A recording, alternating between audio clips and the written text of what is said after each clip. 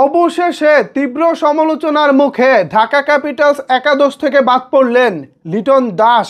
এই খবরটি আপনারা কে কীভাবে দেখছেন জানি না, বাট আমার কাছে এই খবরটি অনেক অনেক বেশি আনন্দের। ভিউয়ার্স, চিন্তা করে দেখেন, একজন প্লেয়ার টানা চারটি ম্যাচ যখন খারাপ খেলে তখন তাকে বাদ দেওয়া অবধারিত হয়ে যায়। আজকে পঞ্চম ম্যাচে কিছুক্ষণ পরে মাঠে নামবে শাকিব খানের ঢাকা ক্যাপিটালস বনাম চট্টগ্রাম কিংস। ইতিমধ্যে টস পর্বটাও শেষ হয়ে গেছে।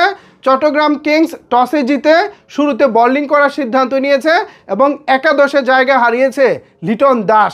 আমার কাছে এই খবরটি অনেক অনেক বেশি আনন্দের। টস হেরেছে কোনো বিষয় না, স্কোর বোর্ডে ভালো রান তুলতে পারলে আমাদের নিশ্চিতভাবে ম্যাচটা জয়ের একটা সম্ভাবনা থাকবো। বাট লিটন দাস থাকলে শুরুতে যেটা হতো, আমরা যারা সমর্থক আছি, আমরা যারা টিভি স্ক্রিনে বসে এই মুহূর্তে খেলা দেখব, আমাদের কিন্তু মনটা ভেঙে যেত। একজন ফ্লপ স্টার যিনি রান করতে পারতেছে না, তাকে যদি মাঠে নামিয়ে দেওয়া হতো তাহলে নিঃসন্দেহে সেটা আমাদের সমর্থকদের জন্য অনেক অনেক বেশি খারাপ লাগার হতো। ধন্যবাদ ঢাকা ক্যাপিটালসকে অবশেষে লিটন দাসকে বাদ দেওয়ার জন্য। দেখেন, লিটন দাস কত মাপের ভালো খেলোয়াড়, কত বড় খেলোয়াড়, কেমন খেলে না খেলে ওই ইতিহাস ঘেটে তো আমাদের লাভ নেই ভাই। এখানে ঢাকা ক্যাপিটালসের সুযোগ আছে সর্বোচ্চ 12টা ম্যাচ, এর মধ্যে 4টা ম্যাচ তারা হেরে গেছে। আমি কোন দিন ভালো খেলবো এই আশায় প্রতিদিন দল আমাকে টানবে আর আমি প্রতিদিন ডাব্বা মারবো, এটা তো ভাই হইতে পারে না, তাই না? সো সেই সব জায়গা বিবেচনা করে আমি লিটন দাসের আজকে বাদ পড়াটাকে পজিটিভভাবে দেখতেছি।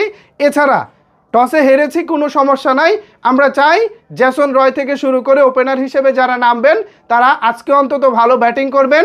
চট্টগ্রাম কিংসের বিপক্ষেই আমরা জয় দিয়ে বিপিএলে জয়ের ধারায় ফিরব এবং এই ধারা দিয়ে ইনশাল্লাহ আমরা বিপিএলে সেমিফাইনাল খেলব। ঢাকা ক্যাপিটালস সমর্থক হিসেবে আমার তো প্রত্যাশা এটাই।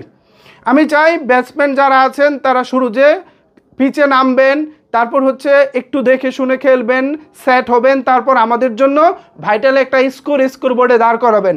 আমি চাই মিনিমাম রানটা যেন 190 থেকে 200 এর মধ্যে থাকে। 200 রান করেও যে ম্যাচ জিতা যাবে এমনটাও কিন্তু না। আজকে সন্ধ্যাবেলা আমরা যে খেলাটা দেখেছি বরিশাল বনাম রংপুরের খেলাটা, সেখানে কিন্তু বরিশাল 198 রান টার্গেট দিয়েও শেষ পর্যন্ত তারা ম্যাচটা জিততে পারে নাই। সুতরাং 190 কিংবা 200 যে সেভ স্কোর তা না, তা আমাদের টার্গেট কিন্তু 200 রাখতে হবে।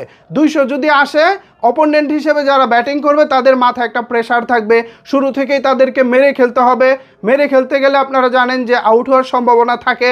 সো এই প্রেশারটা আমাদেরকে শুরু থেকেই ক্রিয়েট করতে হবে, আর এর জন্য আমাদেরকে স্কোর বোর্ডে বড় একটা রান করতে হবে। সো আশা করি ঢাকা ক্যাপিটালস আমাদেরকে আজকে অন্তত হতাশ করবে না।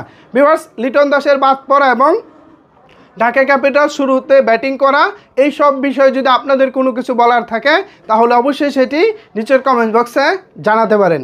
আমি কিন্তু ভিউয়ার্স জয় ছাড়া কিছুই ভাবছি না। ধন্যবাদ সবাইকে এতক্ষণ আমার সাথে থাকার জন্য।